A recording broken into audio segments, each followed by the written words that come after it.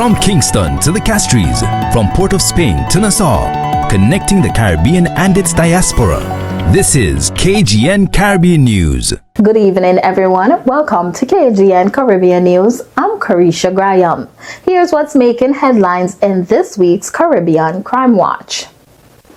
An update now on the Regent Street gas station bombing case in Georgetown. Prosecutors say disclosure of evidence has been completed for 4 of the 7 people charged in connection with the October explosion. The court was told that witness statements, forensic reports, and electronic data have now been handed over, moving the case closer to a paper committal to determine whether it will go to the High Court. The blast killed 6-year-old Soraya Bourne, injured 4 others, and caused extensive damage in the area. One of the accused faces a terrorism charge, while others are charged with aiding and abetting. All remain in custody as proceedings continue later this month. Police in Sint Maarten say a firearm was recovered and 3 people were arrested during a preventative operation Tuesday night. The police of Sint Maarten says officers stopped a vehicle along Swalaga Road where a firearm was found inside the car. 2 men were arrested at the scene while a 3rd suspect tried to flee but was later captured following a brief search.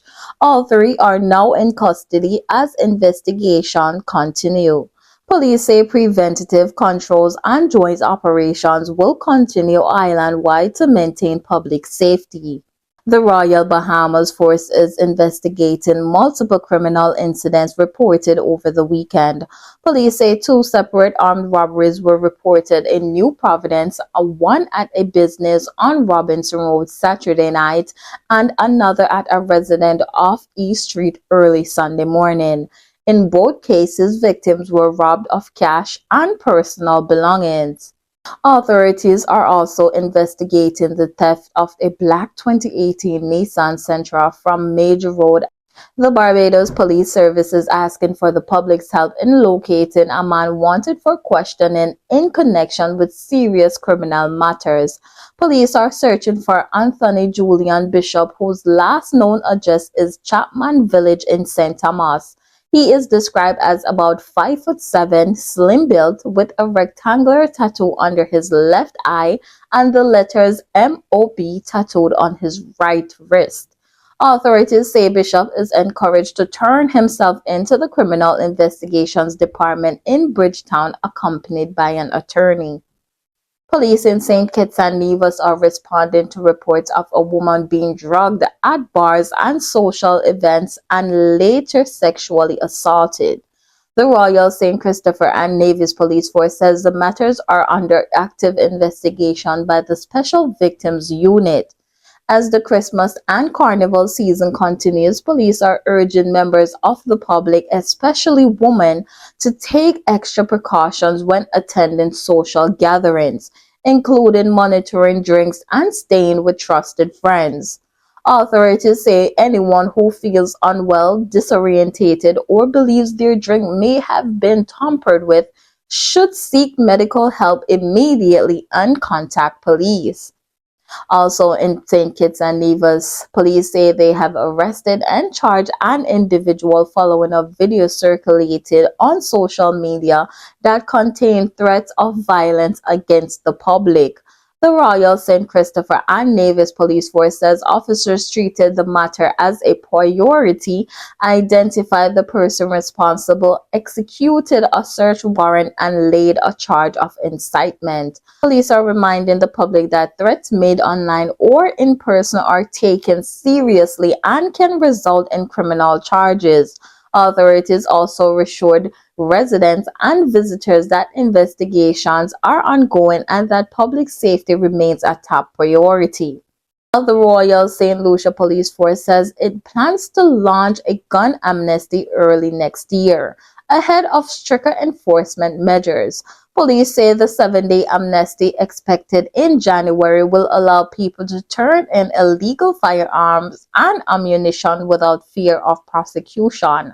Authorities say the move is aimed at removing more weapons from the streets before a zero-tolerance approach takes effect in 2026. Police are urging anyone in possession of illegal weapons to take advantage of the amnesty period. Police in St. Vincent and the Grenadines have laid charges in two separate cases now before the courts. In the first matter, a 43-year-old man from Rose Place has been charged with theft after police say items valued at more than $1,000 were taken from a business in Kingston. He has pleaded not guilty and was remanded in custody ahead of trial. In a separate case, a 35-year-old man has been charged with 2 counts of indecent assault involving minors. Police say the incidents allegedly occurred over several months. He has pleaded not guilty, was granted bail under strict conditions, and the matter has been transferred to the family court. Both cases are still under investigation. 2 used car dealers in Trinidad and Tobago have been charged in connection with 5 stolen vehicles recovered during a police investigation.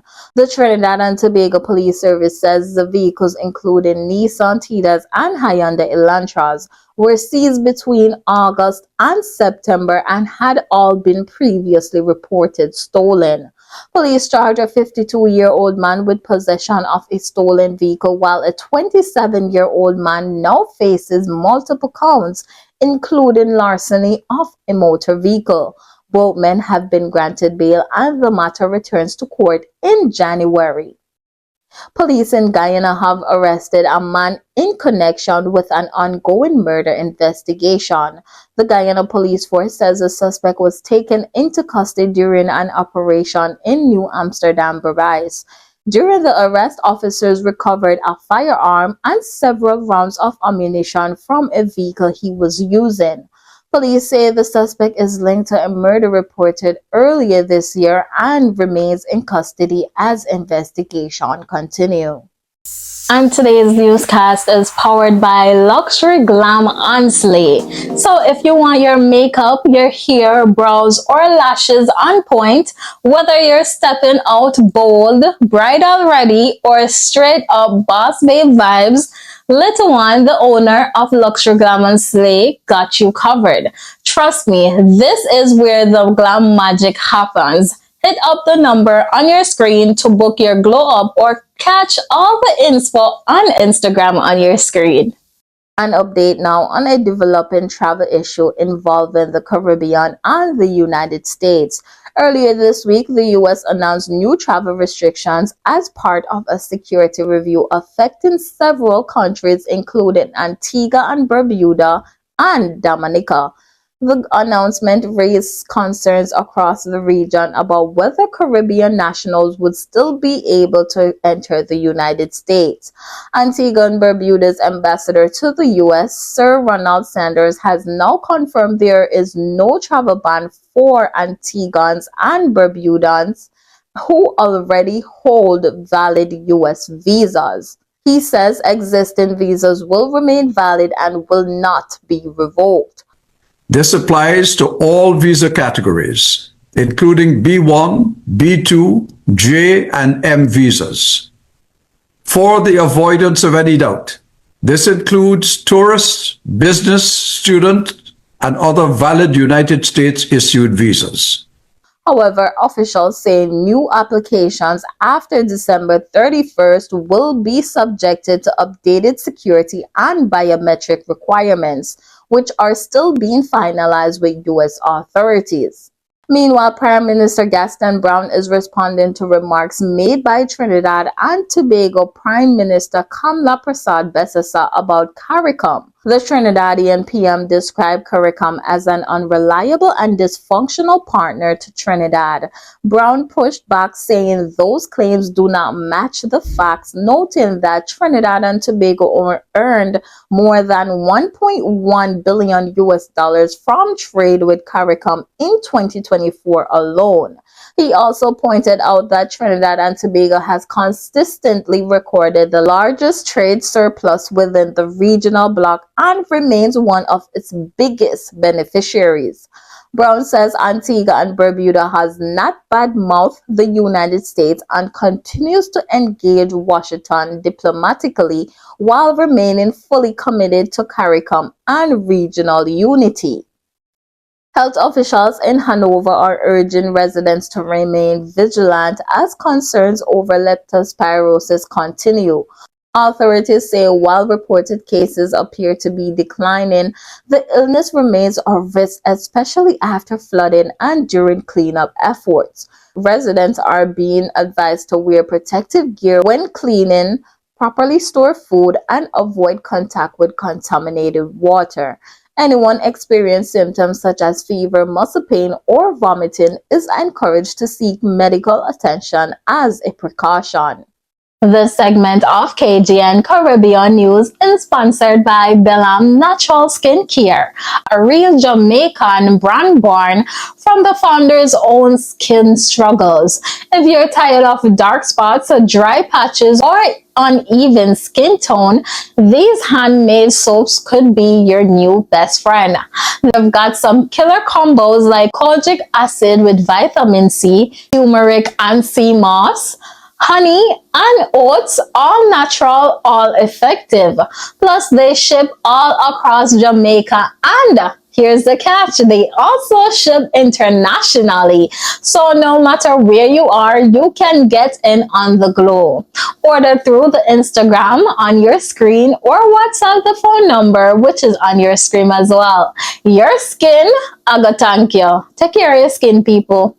In community news from Grenada, the Rotary Club of Grenada spread some holiday cheer at the Grenada School for Special Education. Rotary members hosted a Christmas celebration for students and staff, complete with gifts and festive activities. The event is part of the club's long-standing support for the school, as members say they remain committed to inclusion, education, and giving back to the community. St. Lucia's sports seen some major breakthroughs in 2025, with several athletes making their mark at home and abroad. Olympic medalist Julian Alfred continued to shine on the world stage, while a new generation of young athletes emerged across multiple disciplines. Teen sprinters and swimmers delivered standout performances at regional championships, and St. Lucia also saw strong showings in cricket, football, boxing, and table tennis. Sports officials say the performance signaled growing depth and promise for St. Lucia as athletes continue to raise the island's profile internationally. Now that's it for this week's edition of KGN Caribbean News. I'm Carisha Graham. See you next week right here where vibes meets truth and every island will eventually get the spotlight.